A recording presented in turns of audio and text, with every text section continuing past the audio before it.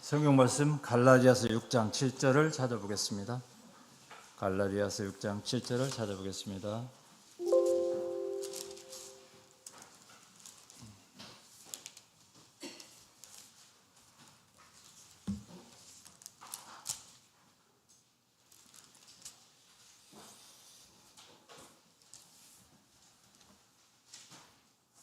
같이 읽어보시겠습니다. 7절 스스로 속이지 말라. 하나님은 만홀히 여김을 받지 아니하시나니 사람이 무엇으로 심든지 그대로 거두리라. 자기의 육체를 위하여 심는 자는 육체로부터 썩을 것을 거두고 성령을 위하여 심는 자는 성령으로부터 영생을 거두리라. 우리가 선을 행하되 낙심하지 말지니 피곤하지 아니하면 때가 이름에 거두리라.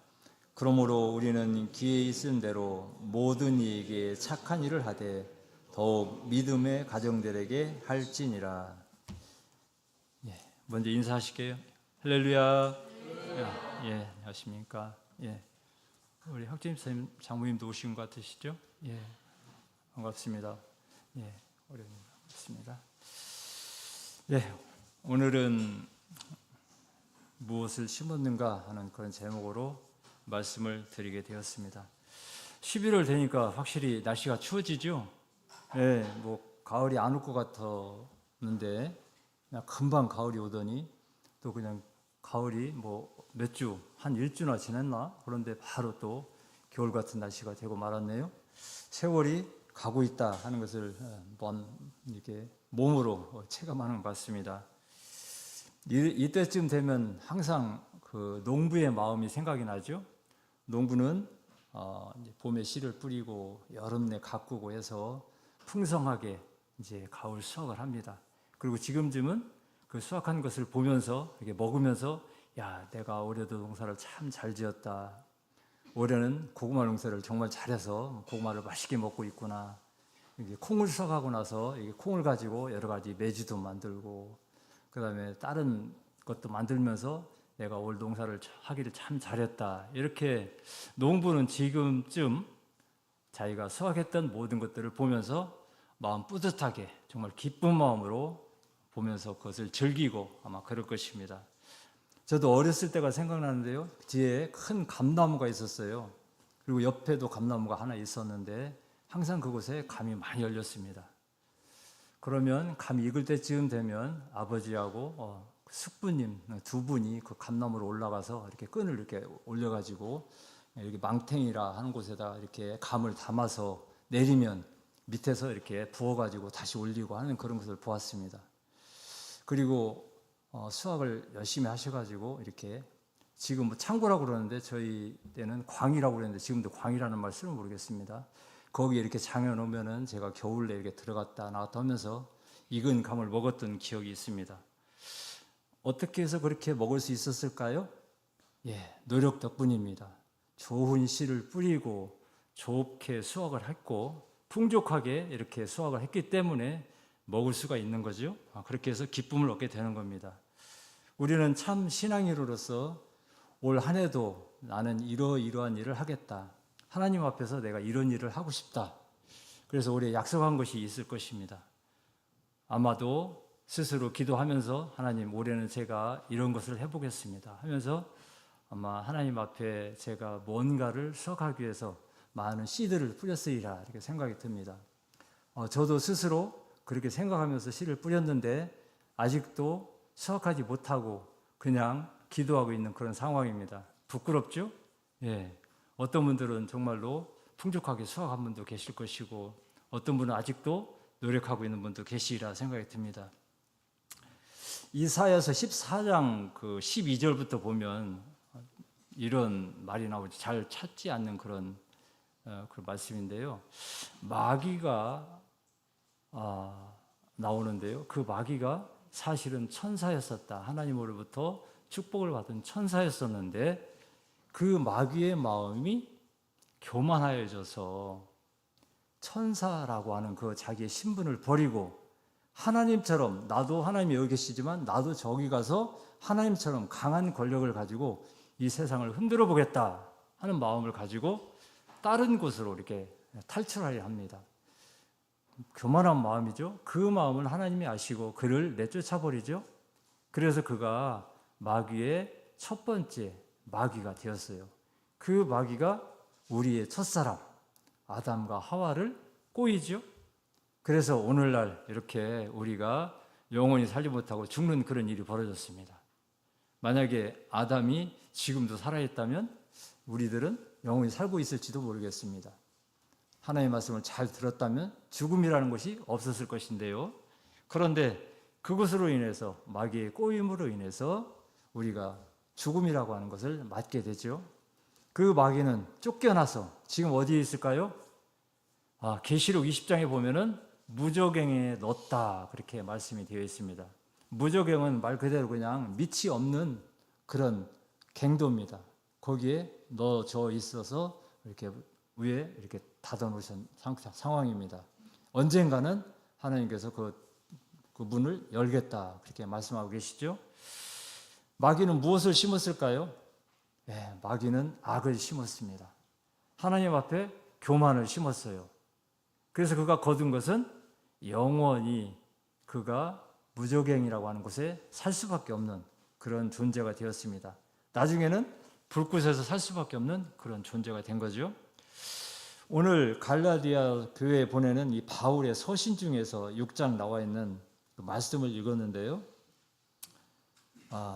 우리가 무엇을 심었는가 생각할 때 우리는 심을 때 항상 이런 것을 생각하면 좋겠다 라는 생각 때문에 이 말씀을 택하게 되었습니다.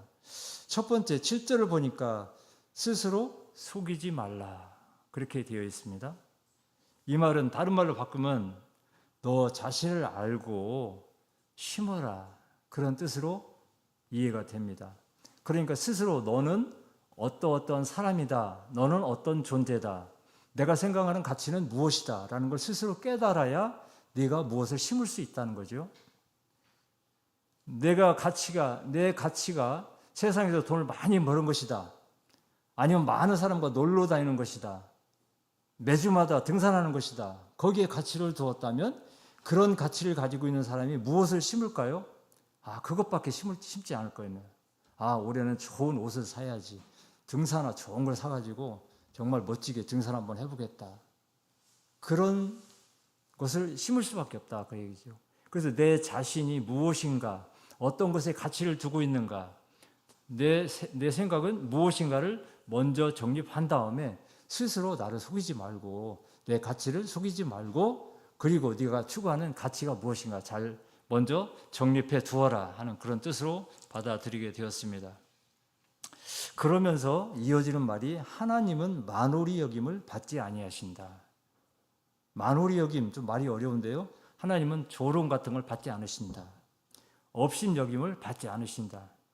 네가 아무리 속이더라도 네가 너 자신을 속이든 나를 속이든 하나님은 아무 관여하지 않는다. 하나님은 그것 때문에 조롱받지 아니한다. 그러니까 너가 스스로 속지 말라. 네 자신 스스로 속지 말라. 그렇게 말을 하고 계십니다.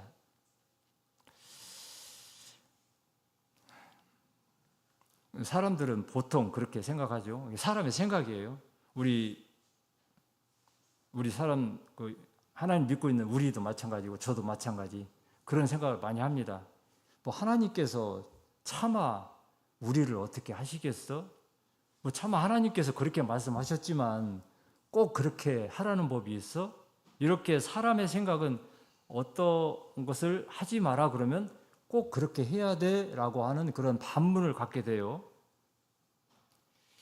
이게 사람들의 생각입니다. 어떤 사람은 그런 말도 하는 사람이 있더라고요. 참 하나님께서 지옥을 그렇게 그냥 성경에 나온 것처럼 불구덩이처럼 만들어 놨겠어. 그래도 살만하게 만들어 놓으셨겠지. 이렇게 얘기하는 분도 있어요. 성경에는 그렇게 하지 않았는데 사람의 생각은 그렇습니다. 그래서 지옥도 살만하대. 이렇게 얘기하는 사람도 있어요. 가보지는 않았지만 하여튼 그렇다. 이게 사람의 생각입니다. 사람은 하나님과 타협하기를 좋아합니다. 하나님께서 만들 때 사람을 하나님의 형상대로 만들어서 그런지 자꾸 하나님하고 이렇게 비교하려고 이렇게 하는 그런 경향이 있어요. 그래서 하나님과 이렇게 뭔가를 좀 타협하고 싶어하는 그런 생각을 가지고 있어요. 예를 들면 농부가 감나무를 심었어요. 감이 잘 열렸어요. 근데 올해 감이 너무 싸. 그냥 따도 별로 값어치가 안 나와. 그래서 하나님께 기도를 했어요. 하나님, 올해 감이 싸네요. 이 감을 전부 사과로 바꿔주시면 안 될까요? 감 열었는데 그거 그냥 다 사과로 싹 바꿔주시면 올해 사과금이 비싸니까 제가 그냥 사과로 좀 해가지고 돈 좀 많이 벌어보겠습니다. 이런 기도를 해요. 그런 기도를 하는 사람이 있다. 이게 하나님을 속이는 그런 현상이죠. 그러니까 하나님은 어떤 거에 가치를 두고 있는지 잘 모르는 사람입니다. 자기 자신을 스스로 속이는 사람이에요. 하나님은 이래도 들어주시겠지라고 생각하는 사람입니다. 그래서 스스로 나는 내 자신을 속이면 안 된다. 이 세상의 흐름이 있습니다. 세상의 흐름은 누가 주도할까요? 사람들이 주도하고 그 속에는 마귀가 주도합니다. 세상이 멋지죠? 아름답고 화려합니다. 그런데 거기에 속아 넘어가는 것이 사람들입니다. 화려함 속에 빠지게 되죠. 특히 젊은 사람들 뭐로 빠집니까? 모든 기기에 다 빠져 있어요. 그 기기 속에는 모든 것들이 다 들어있다 생각하고 그 속에서 빠져 있습니다. 제가 가끔 전철을 타고 버스를 타는데 사람들이 전부 이렇게 다 이렇게 고개를 숙이고 다들 이러고 있어요. 뭐 하고 있나 보면 다 이러고 있어요. 뭘 보고 있을까? 저도 봐봤지만 보고 나면 아무것도 생각이 안 나요. 느낌도 없고 별로 그냥 볼 때만 재밌지? 그런데 그걸 못 보면 안 되는 것처럼 전부 거기에 빠져 있습니다.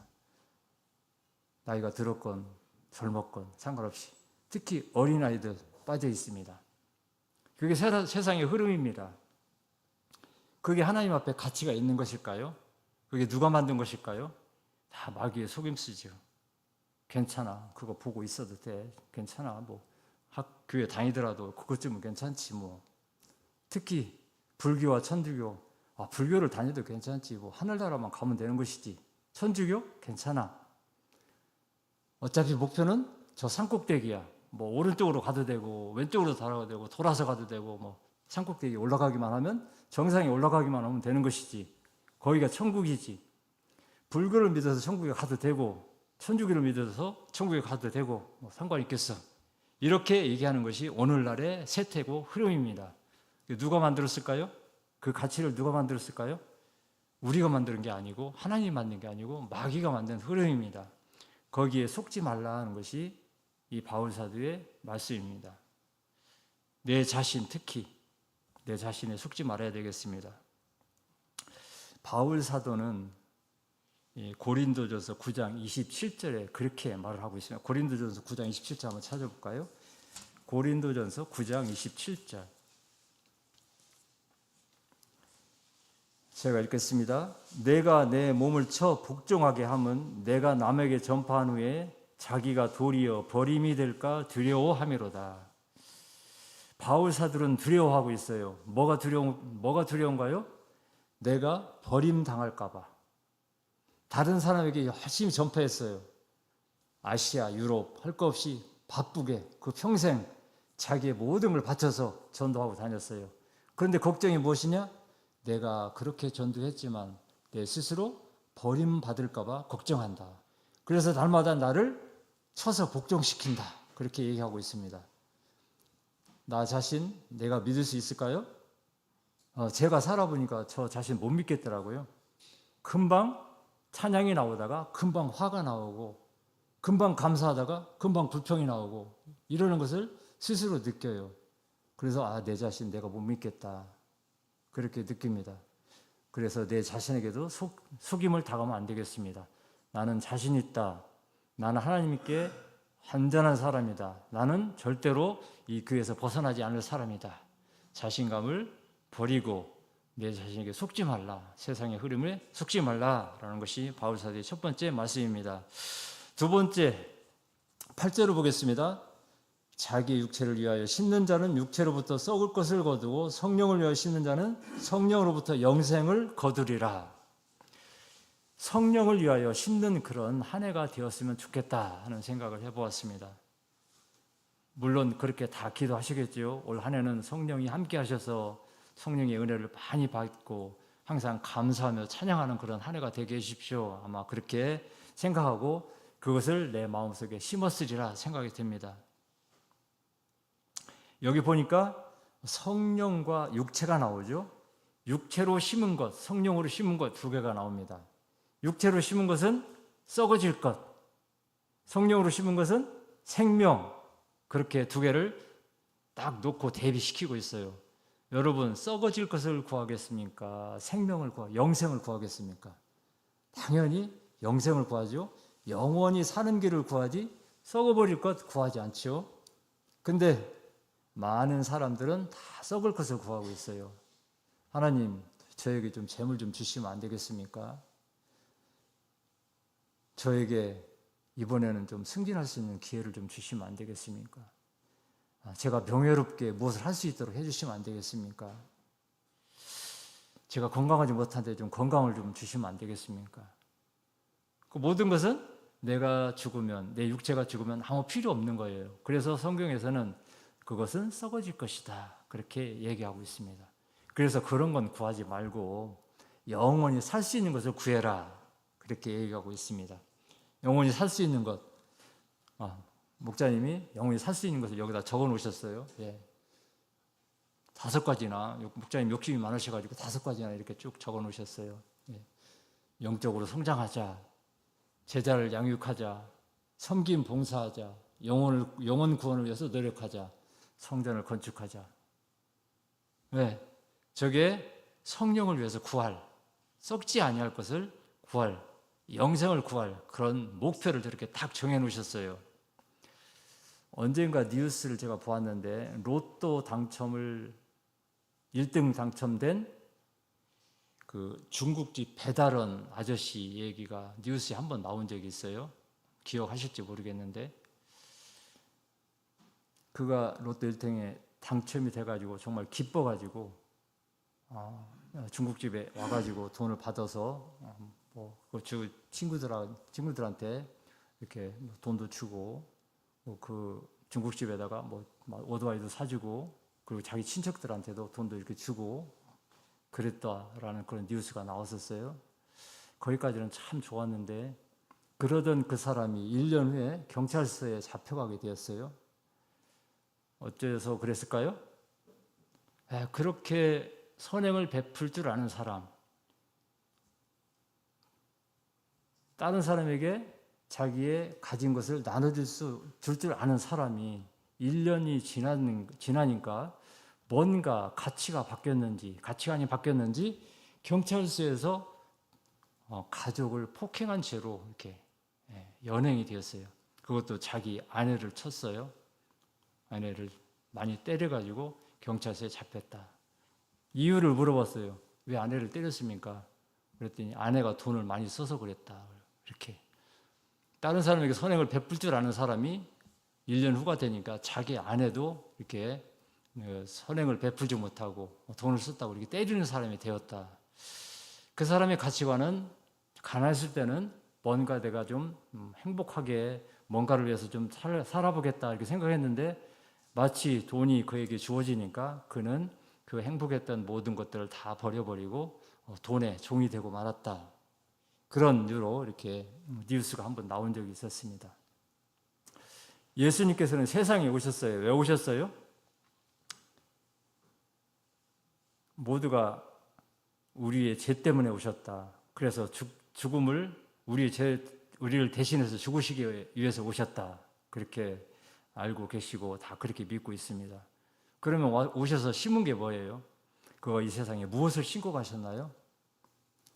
그는 항상 말씀하시기를 의를 심으러 왔다. 그리고 의를 심었다. 그렇게 말씀하고 계십니다. 그가 죽음 앞에서도 하나님께 물어봐요. 하나님, 제가 이 잔을 꼭 받아야 되겠습니까? 만약에 하나님의 뜻이라면 이 잔을 다른 데로 옮기면 안 되겠습니까? 이렇게 물어봐요. 죽음이라고 하는 십자가형을 앞에 두고 그가 하는 기도가 그렇습니다. 만약에 우리가 십자가형에 딱 죽음 앞에서 딱 당도해 있다 그러면 우리는 어떻게 구할까요? 하나님 제발 저 이 십자가에 맞지 않게 해주세요.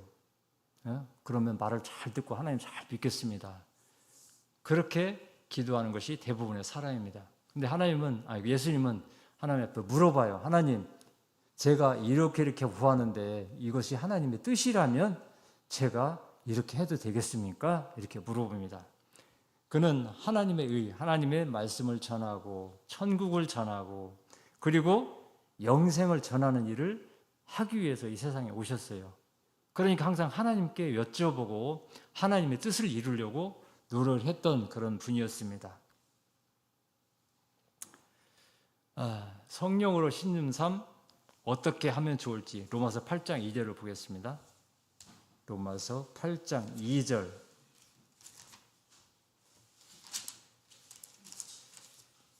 로마서 8장 2절.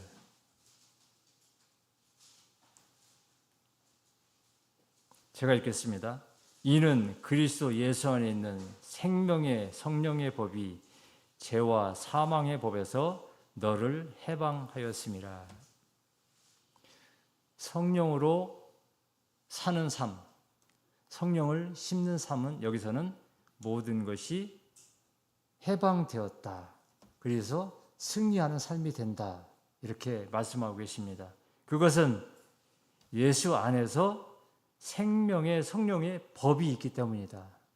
그러므로 우리는 항상 성령을 마음속에 심고 성령으로 기도하는, 그래서 항상 승리하는 그런 삶을 가져야 되겠습니다. 다시 갈라디아서로 가보겠습니다. 갈라디아서 6장 9절 10절 제가 보겠습니다. 갈라디아서 6장 9절 10절. 우리가 선을 행하되 낙심하지 말지니 피곤하지 아니하면 때가 이름에 거두리라. 10절. 그러므로 우리는 기회에 있는 대로 모든 이에게 한 일을 하되 착한 일을 하되 더욱 믿음의 가정들에게 할지니라. 세 번째는 우리가 선행을 심었으면 좋았다.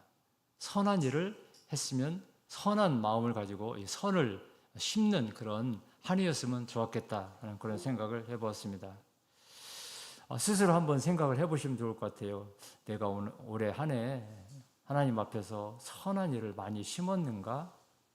그래서 풍성하게 거두었는가? 저도 이거 말씀을 준비하면서 그랬는가? 이렇게 물어봤는데 저 스스로 참 부끄럽다 이런 답밖에 안 나왔어요. 참 부끄럽네. 내가 한 것이 아무것도 없네. 그런 생각을 하게 되었습니다. 그런데 9절에 보니까 바울 사도는 선을 행하되 낙심하지 말지니 라고 되어 있어요. 선을 행하는데 무슨 낙심이 있을까? 무슨 낙심할까요? 피곤할까요? 선을 행하는데 즐거울 것 같은데. 근데 바울 사도는 우리가 생각하는 그런 선행이 아니고 그런 선행이 아니고 그리스도 안에서 예수 안에서의 선행이므로 너희가 낙심하기도 하고 잘못하면 피곤할 수 있다. 그러니까 어떻게 해야 된다? 인내해라. 그렇게 말하고 있습니다. 끈기를 가져라. 우리가 10월 열린 예배 때 우리 박수홍구 형제의 간증을 들었어요. 감동적으로 들었죠. 그러면서 이렇게 남구숙 자매님이 얼마나 부모님을 위해서 기도하시고 헌신하셨나 그 얘기를 많이 들었습니다. 굉장히 감명 깊었습니다. 이렇게 부모님이 이제 구원을 받으셨죠. 그다음에 부모님뿐 아니라 동생, 조카까지 이렇게 교회에 나오는 그런 일이 있습니다. 그런 일까지 되었어요. 또 이번에 대만에 가셔가지고 또 어머니가 성령을 받으셨다 이렇게 해서 올려져 있어요. 그러면서 이제 남국숙 자매님이 여러 길게 쓰셨더라고요. 읽어보긴 했는데 그 중에서 저는 딱 하나밖에 눈에 들어오지 않았어요. 45년. 그걸 읽으면서 45년간 기도하셨다. 누구를 위해서? 부모님을 위해서, 가족을 위해서. 얼마나 낙심하셨을까요? 아마 피곤하시고 아마 갈등도 생기시고 그랬을 거예요. 물론 이제 가족이니까 그런 것을 초월하셨으리라 생각이 드는데 아마 그렇으리라는 생각을 이렇게 해봤습니다. 바울 사도는 낙심하지 마라. 네가 그런 일을 할 때 피곤하고 낙심되고 포기하고 싶고 그럴 때 낙심하지 말고 끈기를 가지고 해라라고 이렇게 9절에 말씀하고 계십니다. 마태복음 19장 16절에 보면은 어떤 사람이 나와요. 어떤 사람이 뭐라고 하냐면 예수님한테 물어봐요. 예수님, 무슨 일을 해야 영생을 얻을 수 있습니까? 이렇게 물어봅니다. 그럼 예수님이 설명을 해주죠. 계명들을 지켜라. 그 젊은 사람이 그 사람이 제가 계명들을 다 지켰어요. 그러니까 그래? 그러면 네 소유를 다 팔아서 가난한 사람에게 나눠줘. 그리고 넌 날 따라와라. 그렇게 얘기합니다. 그러니까 이 사람이 근심하며 돌아갔다. 뭔가 좀 앞뒤가 안 맞죠? 계명들을 지켜라? 그러니까 제가 다 지켰어요. 그래? 그러면 나를 따라와. 그러니까 근심했다. 계명들을 다 지켰는데 왜 근심했을까요? 계명들을 다 지켰으면 그래요? 정말 기쁩니다 하고 따라가야 되는데 근심하며 돌아갔다. 그가 정말로 계명들을 지켰을까요? 저는 생각할 때 그 사람은 계명들을 지키지 않았다. 지켰다는 것은 내 스스로 생각할 때 나는 계명들을 지켰어. 나는 안식일도 지켰어. 이웃들에게 선행도 했어. 가난한 사람 보면 그냥 지나가지 않았어. 나온 것처럼 아마 하나님 앞에 그는 어느 정도 자부심이 있는 사람이었던 것 같습니다. 그러니까 예수님이 물어봤을 때 저 다 지켰습니다. 그렇게 얘기했죠. 근데 실은 그가 겉으로만 지켰지 속으로 정말로 선행을 하고 싶어서 했는지 그가 진실로 했는지 그것은 의문점이 들어간다. 그의 태도를 보아서 그렇다라는 생각이 들었습니다. 성경 속에는 이 선을 행하라, 선한 일을 하라라는 말씀이 굉장히 많습니다. 그 이유가 에베소서 2장에 있습니다. 에베소서 2장 2절부터 보겠습니다. 에베소서 2장 2절부터 왜 하나님께서는 선을 행하라 하셨을까요? 에베소서 2장 2절부터 제가 읽겠습니다. 그때 너희가 그 가운데서 행하여 이 세상 풍속을 쫓고 공중의 권세 잡은 자를 따랐으니 곧 지금 불순종의 아들들을 가운데서 역사하는 영이라. 다시 말씀드리면 너희가 예전에는 세상에 살았어. 세상에 속했어. 그리고 마귀를 따라다녔던 그런 사람이었다. 3절 전에는 우리도 다 그 가운데서 우리 육체의 욕심을 따라 지내며 육체와 마음에 원하는 것을 하여 다른 이들과 같이 본질상 진노의 자녀이었다. 그러니까 전에는 너희가 하나님 믿기 전에는 다 네가 하고 싶은 대로 했지 않아.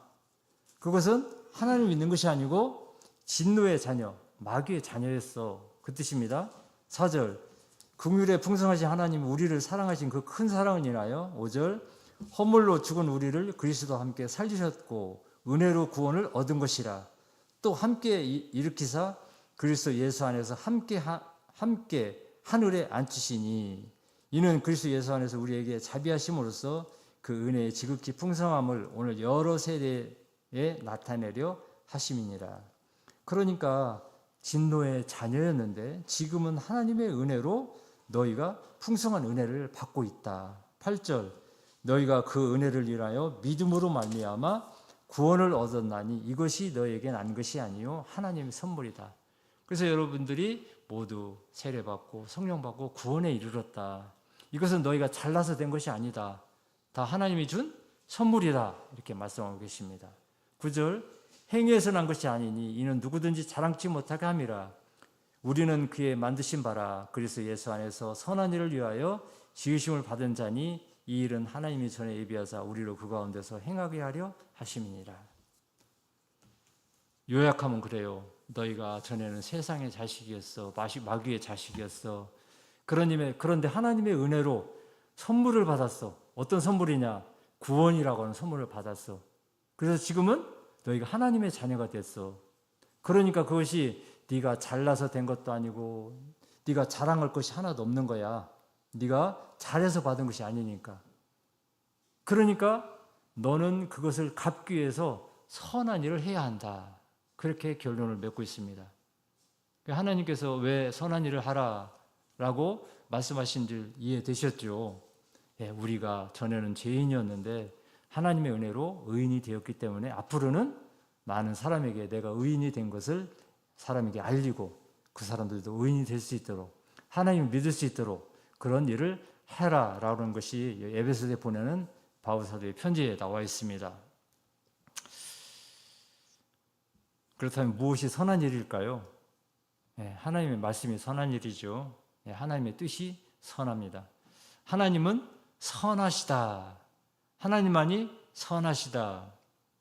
시편 131편 1절을 보면은 하나님께 감사하라. 그는 선하신 분이다. 아까 찾았던 마태복음 19장 그 16절 어떤 사람 얘기 거기 보면 17절을 보면 선한 이는 오직 한 분이다. 한 분뿐이다. 한 분이시다. 그렇게 말씀하고 계십니다. 누구실까요? 네, 하나님만 선하십니다. 우리는 선할 수가 없어요.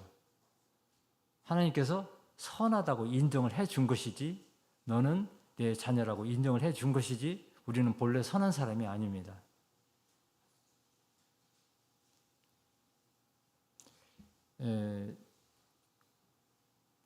마태복음 5장 1절부터 보면 예수님께서 산에서 이렇게 많은 사람들이 모였을 때 말씀을 한 것이 나옵니다. 예. 10년이 가난한 자는 이렇게 쭉 나오면서 시작하는 그런 말인데 거의 끝부분에 결론처럼 하는 말이 있어요. 예수님께서 결론처럼 하시는 말씀이 있습니다. 주여 주여 하는 자마다 다 하늘나라에 들어가는 것이 아니에요. 오직 아버지의 뜻대로 하는 자가 하늘나라에 들어간다. 그리고 결론처럼 말씀하고 계셔요. 길게 말씀하시고 마지막에 끝부분에 가서 그런 말씀하십니다. 세상에 많은 사람들이 주여 주여 말하고 계시죠?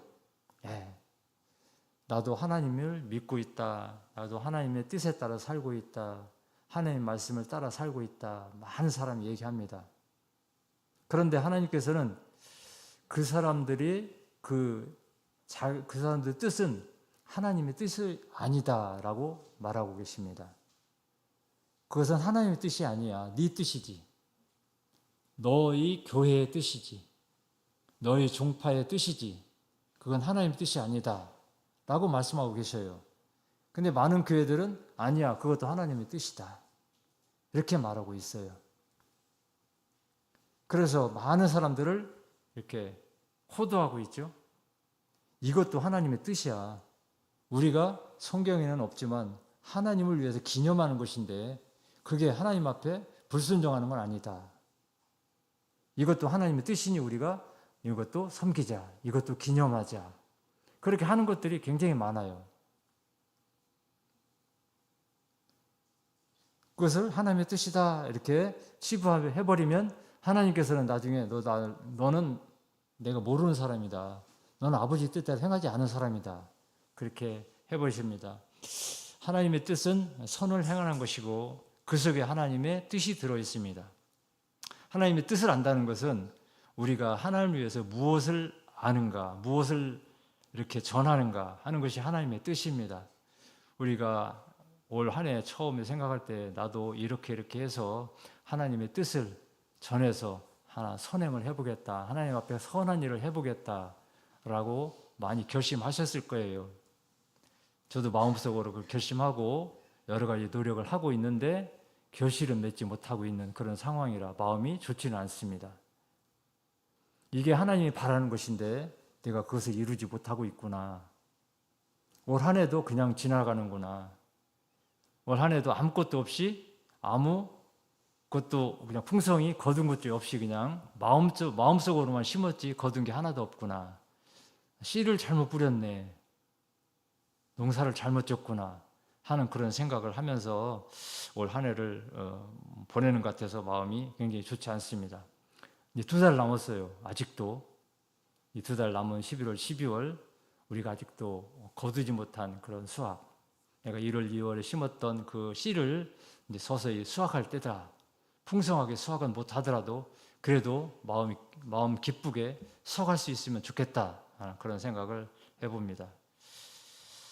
2023년 2달 남았습니다. 내가 무엇을 심었는지 한번 생각해 보시고 정말 주님 앞에서 부끄럽지 않은 그런 수확을 거뒀으면 좋겠다 하는 그런 생각을 해보았습니다. 하나님의 뜻은 분명합니다. 심는 대로 거둔다. 그게 하나님의 뜻입니다. 내가 무엇을 심었는가 생각하면 내가 무엇을 거둘 것인가가 나타납니다. 내가 세상에 썩어질 것을 위해서 심었는가 아니면 영생을 위해서 심었는가 생각을 해보면 좋겠습니다. 또 아버지의 뜻대로 내가 살고 있는지, 아버지의 뜻대로 내가 행하고 있는지 생각해 보면서 꼭 하나님의 뜻대로 살아가는 그런 성도들 되시기를 예수님 이름으로 기도합니다. 아멘. 잠깐 묵도하시겠습니다.